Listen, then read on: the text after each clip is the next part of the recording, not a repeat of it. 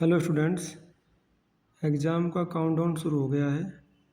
उसी के सीक्वेंस में हम लोग previous year question paper discuss कर रहे हैं।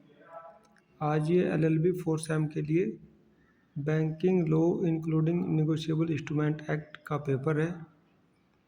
Previous year question paper discuss करने के बहुत सारे फ़ायदे हैं। सभी कंसेप्ट क्लियर हो जाते हैं और स्टूडेंट को पता चल जाता है कि क्वेश्चन किस तरह का आ रहा है। हालांकि बहुत सारे स्टूडेंट ने क्रिमिनोलॉजी एंड पेनोलॉजी को चूज किया है क्योंकि वो नंबर गेनिंग सब्जेक्ट है, काफ़ी उसमें मार्क्स बन जाते हैं। और उसके साथ साथ वो क्रिमिनोलॉजी है और इंडियन पैनल कोड तथा बीएनएस से संबंधित है, तो विद्यार्थियों को पहले से उस सब्जेक्ट से नॉन है और उनको पता है कि उस सब्जेक्ट को कैसे डील करना है, तो इसलिए उसमें काफ़ी अच्छे मार्क्स बनने की संभावना बनी रहती है। लेकिन फिर भी जो बैंकिंग बैकग्राउंड से हैं वो बैंकिंग लॉ भी ले लेते हैं कुछ विद्यार्थी, तो उन्हीं के लिए ये वीडियो है। ज़रा देख लें क्वेश्चन किस तरह से आ रहे हैं। क्वेश्चन नंबर 9 लॉन्ग वाला, what do you understand by the dishonour of cheque. Very important है। चेक का डिसऑनर तो साधारण चीज़ें हैं, ये इम्पोर्टेंट क्वेश्चन है और ये सबको पता होना चाहिए। Explain it with help of decided cases. Repeated question है, बार बार आता है। नेक्स्ट, भारत में बैंकिंग प्रणाली के उद्भव एवं विकास की व्याख्या करें। Very important. 11, elucidate the silent features of FEMA, है ना। फेमा एक ये फॉरेन एक्सचेंज से रिलेटेड लॉज है, इसको मुख्य विशेषताएं वो जानना चाह रहा है। 12 पे देखो, भारतीय बैंकिंग व्यवस्था में आरबीआई की भूमिका का वर्णन करें। भाई आरबीआई तो सेंट्रल भूमिका में है, बहुत सारे काम है उसके, काफ़ी कंटेंट मिल जाएगा आपको इसके ऊपर।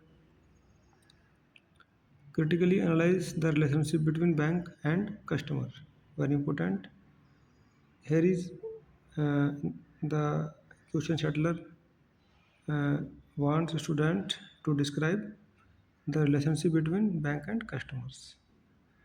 Now अब देखिए इसमें 6, 7, 8 जो कि शॉर्ट क्वेश्चंस है, नोट करिए कॉपी के ऊपर। 6 पे देखिए, holder in due course, holders in due course के विशेषाधिकारों का वर्णन कीजिए। ठीक है। 7 पे देखिए, elucidate the concept of bankers lien, bankers lien की अवधारणा को स्पष्ट करें। वेरी इंपॉर्टेंट क्वेश्चन है।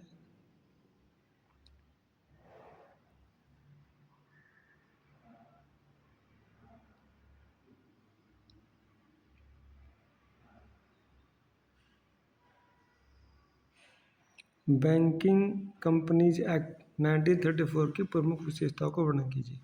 ये बैंकिंग कंपनीज एक्ट के ऊपर भी क्वेश्चन आ गया, इसको आप देख लेंगे। ये एक्ट मिल जाएगा गूगल के ऊपर, ठीक है। अब वेरी शॉर्ट में देखो, कंसेप्ट है ये वेरी शॉर्ट में। होल्डर्स इन ड्यू कोर्स, देखिए तो holders in due course important है, 2 बार आ गया ये, है ना, शॉर्ट में भी वो वेरी शॉर्ट में भी। Define holders in due course. Second पे, चेक से आप क्या समझते हैं। Very ordinary and general question, ये पता होना चाहिए सबको। बैंकर को परिभाषित करें। Define customers. Define negotiable instrument, पराक्रम में विलेख को परिभाषित करें। यह नेगोशिएबल इंस्ट्रूमेंट पराक्रम में विलेख ऐसा लेख है, ऐसा लिखा हुआ कागज़ है जिसको कि हम कैश में कन्वर्ट कर सकते हैं, ठीक है। साधारण भाषा में ये है इसकी परिभाषा। हालांकि आप एनआई एक्ट के अंतर्गत इसको देखिएगा। एनआई एक्ट आप निकालिएगा गूगल से, अवेलेबल है। और उसके साथ साथ एक काम और करें आप, प्रीवियस ईयर 3 या 4 क्वेश्चन और निकालें, उनको देखें और उसको हल करें, नोटबुक में लिखें। जब आप लगभग 12 या 15 कंसेप्ट तो इसमें आ गए, हर क्वेश्चन में कंसेप्ट है, और अगर आप 4 करोगे तो 15 चौक 60 कंसेप्ट आपके पास आ जाएंगे और आपका पूरा क्वेश्चन पेपर बन जाएगा। जो विद्यार्थी बुक्स पढ़ते हैं, यूनिक्स पढ़ते हैं और प्रीवियस ईयर क्वेश्चन पेपर लगा के जाते हैं, उनके पेपर बहुत अच्छे होते हैं। Thanks for listening.